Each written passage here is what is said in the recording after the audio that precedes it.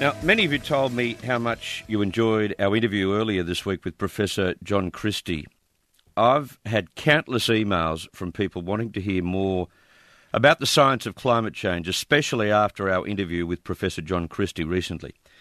And as a result, I have on the line one of the most esteemed climate scientists in the world. His name is Professor Richard Lindzen.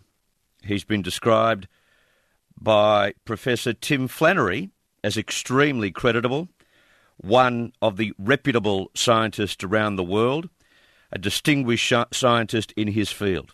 And he has a string of qualifications, awards and appointments to his name. He specialised in atmospheric tides and ozone photochemistry. He's published over 200 scientific papers, and importantly, Professor Lindzen was a lead author in the IPCC Third Assessment Report on Climate Change. Now, recently, he made a presentation about global warming and how to approach the science. It was presented in Tel Aviv. He made some key points. At the heart of his presentation was an uneasiness about widely used terms such as global warming and climate change. You see, Professor Lindzen is a true scientist and questions why scientific definitions of these basic terms haven't yet been formulated. In simple terms, he asks, what do terms like this mean? And he goes further, being highly critical of cliches such as settled science and so on.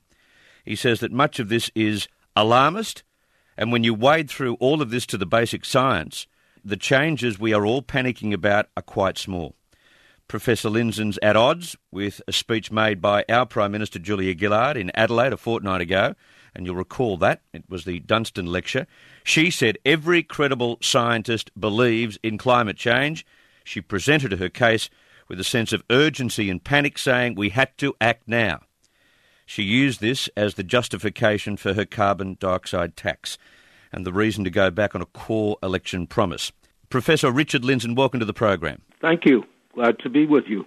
It's very interesting. We came across you because after the Prime Minister said that every reputable scientist agreed that man was warming the planet and we had to act now, our own professor, our own climate commissioner, Tim Flannery, said that Professor Richard Lindzen was indeed a reputable scientist, but didn't concur with what he was advocating, that is, immediate change and a carbon tax in this country.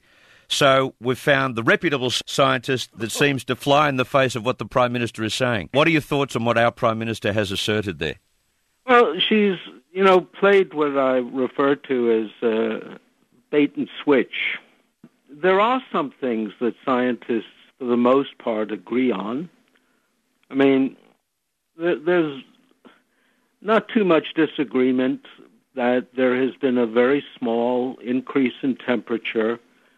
And by temperature, what one usually refers to is something called the global mean temperature anomaly. You don't average temperatures over the globe. You average the changes from their mean values, somehow defined. This is pretty tiny. It's a fraction of a degree. And there's also a lot of agreement that the increase in CO2, which has been measured, should contribute something to this. None of that is alarming. Okay, let's go back a little bit. So therefore, you say scientists agree that there is a slight warming of the planet and that man contributes to that because of CO2 output. But let's quantify that. Let's quantify that. Okay.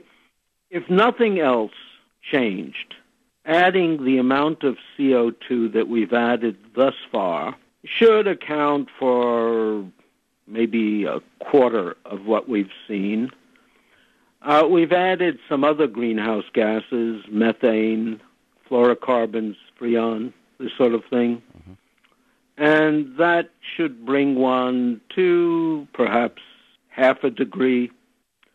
If we doubled CO2, it's well accepted that you should get about 1 degree warming if nothing else happened. 1 degree warming over how long a period? Well, it depends on how long it would take to double the CO2. And that we don't know. That depends on the technology, the economy, and so on. But 1 degree is reckoned as not very significant. The question then is is what we've seen so far suggesting that you have more than that? And the answer is no. In fact, the models do say you should have seen 2 to 5 times more than you've already seen. You know, you have to then accept, if you believe the models, that you actually should have gotten far more warming than you've seen, but some mysterious process has canceled part of it. But hold on a second. We've had politicians and so-called scientists in this country alarming us and making us feel guilty about our CO2 output and saying we must act now because sometimes it'll take 1,000 years for CO2 to break down, and saying we need a carbon tax right away. We can't even wait for an election for this. So are these alarmist steps that they have taken? I mean, these people are being grotesquely dishonest. I mean, I think even Flannery acknowledged that Australia doing this would have no discernible impact for virtually a millennium, even if Australia's output during that millennium was increasing exponentially. Australia to act now is, a bit bizarre and certainly cannot be justified by any impact it would have on Australia or anyone. Can I just get you to repeat that, Professor? So for Australia to act now, it is foolish? Oh, sure. I mean, it's a heavy cost for no benefit. And it's no benefit for you. It's no benefit for your children, no benefit for your grandchildren, no benefit for your great-great-great-great-grandchildren. I mean, what's the point of that? For Australia to affect world temperatures on its own, because there is an argument that we need to go down this path on our own, we will make no difference to absolutely global warming. The evidence is pretty good that even if everyone did it in the whole world, it wouldn't make a lot of difference. What difference would it make if everyone went along and stopped the production of CO2 at the moment? Well, it would be a moral disaster because it would mean that much of the world would preclude development, and so they'd be more vulnerable to the disasters that occur regardless of man. I mean, earthquakes, tsunamis, droughts, all these things occur naturally. And one's vulnerability to this decreases as your wealth decreases, or your vulnerability increases as your wealth decreases.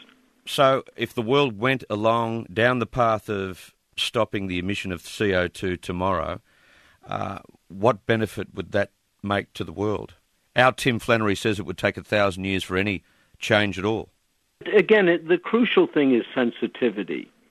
What do you expect a doubling of CO2 to do? If it's only a degree, then you could go through at least 2 doublings and probably exhaust much of your fossil fuel before you would do anything that would bother anyone. So why are we being inundated with the guilt trip? Why are we being told by our own Prime Minister here that we need to act now and we can't wait, we've got to save the planet for future generations? How would you describe words like that from our Prime Minister? Well, I think either it's ignorance or cynicism. I mean, I understand that your Prime Minister is, heading a minority government and depends on the Greens for her coalition. For them it's a power trip. It's a fear campaign too. Would you agree? Well, fear is a mechanism for prompting people to do things that are irrational.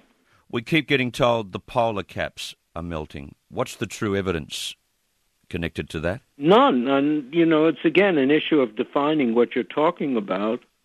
In the North Pole, you don't have a cap, you have sea ice. That's very variable.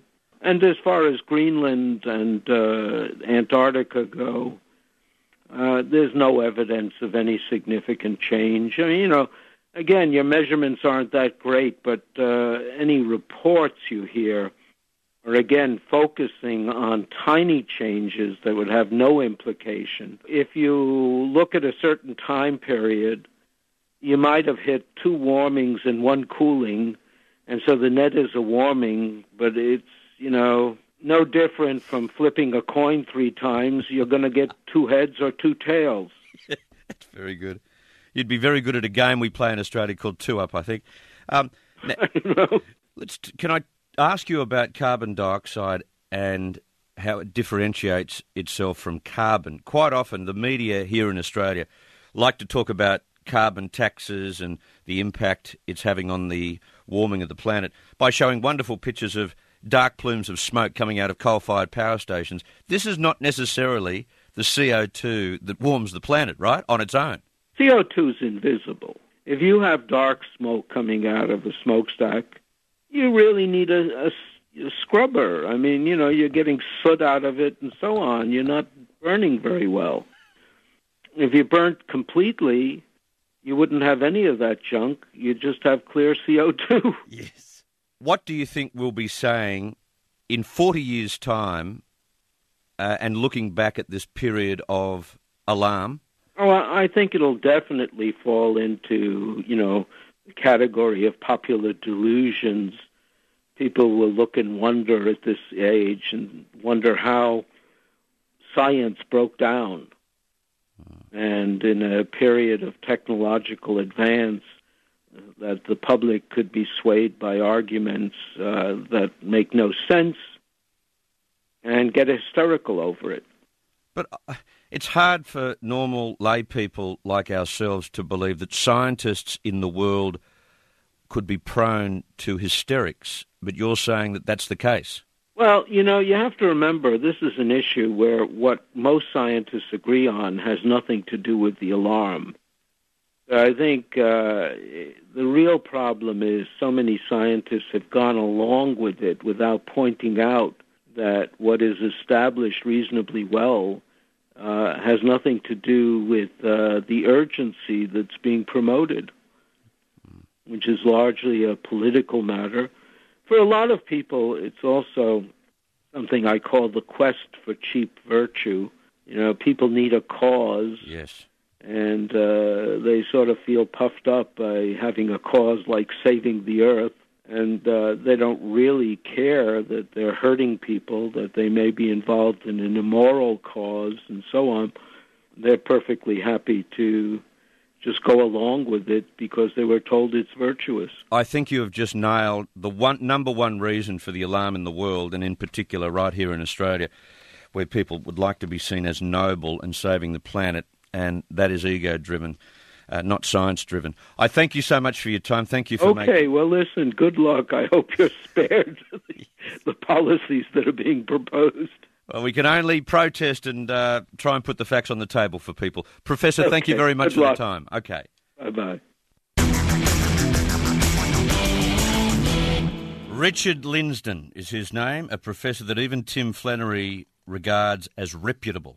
And it goes back to this: climate is never static. It never has been static.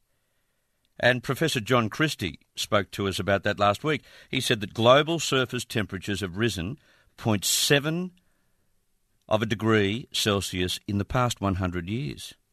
That CO2 in the atmosphere is increasing at around 0.5% per year. As Richard Lindzen just said, there is no significant change. And we will look back, he's sure, on this time as the delusional age, an age of hysteria without sense. And I think we need to confront the constant politically motivated and public rhetoric that we're hearing on a daily basis with the truth. And we'll continue to do that on the program. 131 873, it's 22 to 2. Chris Smith across Australia.